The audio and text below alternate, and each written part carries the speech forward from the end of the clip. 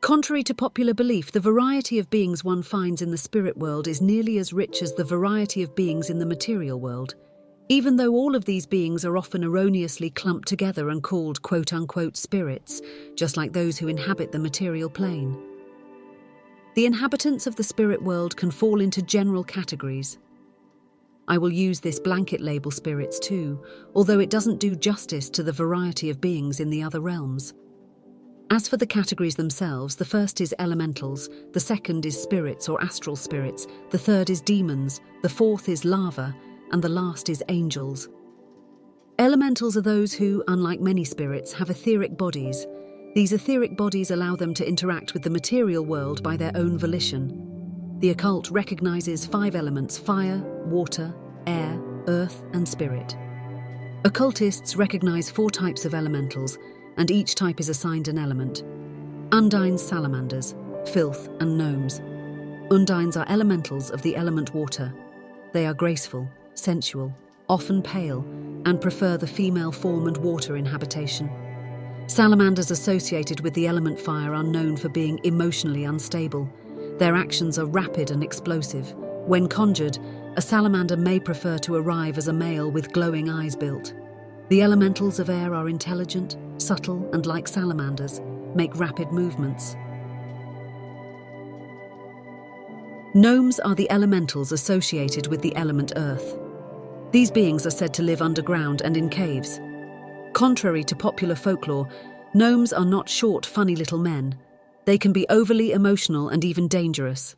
They are often more quote-unquote solid than the other types of elementals and may often arrive with dark hair, dark eyes, and olive-coloured skin.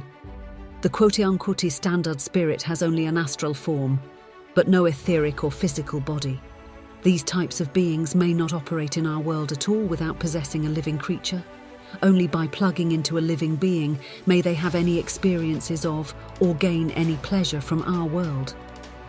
Many spirits are described as moving back and forth between the material and astral planes. But direct contact between these entities and human beings usually happens in dreams. It is believed by many members of the occult and the members of Islam that each human being is assigned both a demonic counterpart and an angelic counterpart.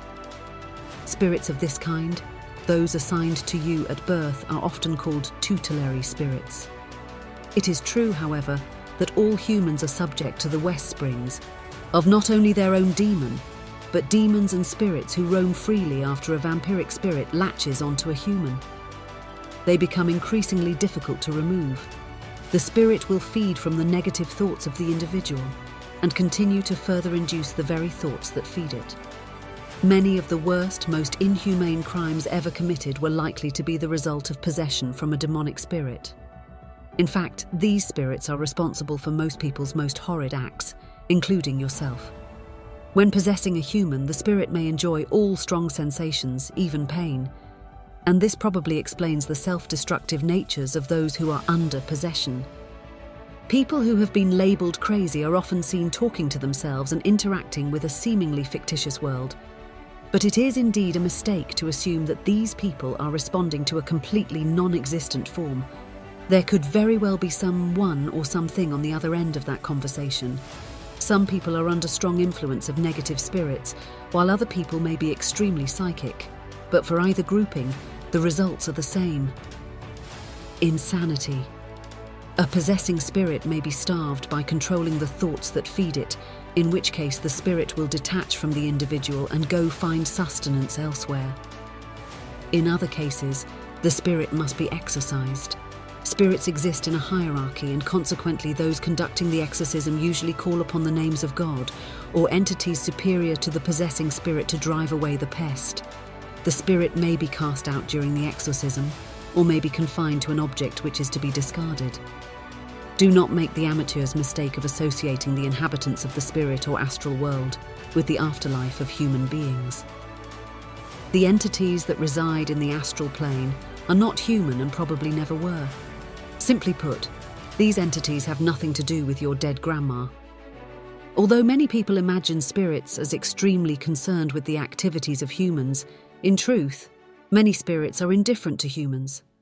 Spirits and elementals see the earth as a three-dimensional living environment, and as a result, many spirits live beneath the ground, in the air, in the waters and oceans, and in the wooded areas. What's more is that many of these beings will usually choose to live away from high concentrations of humans and may be inclined to inhabit deserted regions. Only a small percentage of elementals and spirits choose urban habitation. Spirits are subject to the will of man by the working of magic, but they still have individual personalities and share the same palette of emotions humans have. Spirits share many of our emotions, but so do many animals of the material plane. Although their emotions are often similar to people, the intellect of a spirit is on the average beneath a human's. Some spirits have intellect that is above and beyond the mind of a man, but most are as intelligent as the higher orders of the animal kingdom. Other spirits may not be sentient and may have no true will of their own, but may simply be collections or concentrations of spiritual energy. There are physical effects that can be associated with the presence of a spirit. The individual may feel a tingling at the back of their neck, their fingertips and toes. It may also include the sensation of spider webs being laid across the skin or cold breezes gracing the flesh. Those in the presence of a spirit may have a general feeling of not being alone or being watched, perhaps sensing an upsurge of emotions like joy or fear. Many, quote-unquote ghost hunters claim that spirits, perhaps more likely elementals, produce a slight magnetic field when they are present and produce fluctuations in magnetic fields as they pass. It is also often reported that they can use microphones to produce noise they otherwise would not be able to indulge the ears of those present with. If our eyes were sensitive to the spirit world, we would see orbs and shadows moving about our homes countless times in a single day. Some objects which we know to be inanimate may even appear alive. This spiritual traffic is quite normal and usually not harmful. The possible psychological effects on those who are sensitive to the spirit world in a world of those who aren't could be crippling. And those sensitive people who cannot reconcile the material and spirit world are more readily labelled insane,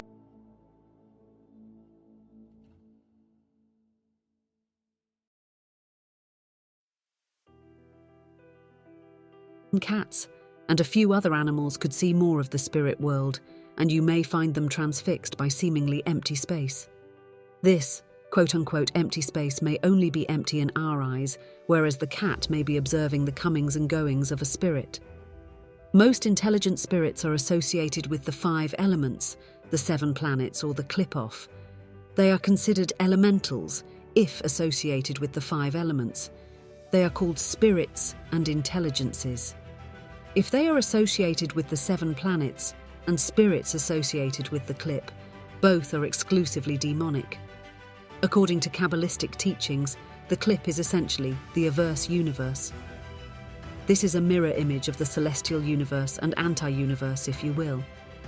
The Kabbalistic tree of life represents the celestial realms, while the tree of knowledge of good and evil represents the Qliph of this anti-universe. If you recall, these are the 2 trees Adam and Eve encountered in the Garden of Eden. The demons or chaotic spirits represent another classification of spirits. The word demon has come to mean any negative spirit which is hostile to mankind. These beings are extremely chaotic and may not always have a conception of the consequences of their actions. Demons are adverse to humans and are either in the Qliphoth or roaming the earth, feeding from life force and causing strife and illness among mankind. They are also highly impulsive and violent, reveling in only the base emotions like lust, fear, and anger. They, like many spirits, possess the minds of human beings so that they may derive pleasure from our world. Evidence of their presence is intense feelings of fear and perhaps disgusting odours. Demons are exclusively vampiric in nature and feed from the life force of humans. And it is our life force that gives the demon substance and energy. These spirits can become powerful if allowed to continue feeding in the material plane. Although capable of wearing many forms, demons tend to prefer arriving as hideous forms with voices and odours that humans find disagreeable.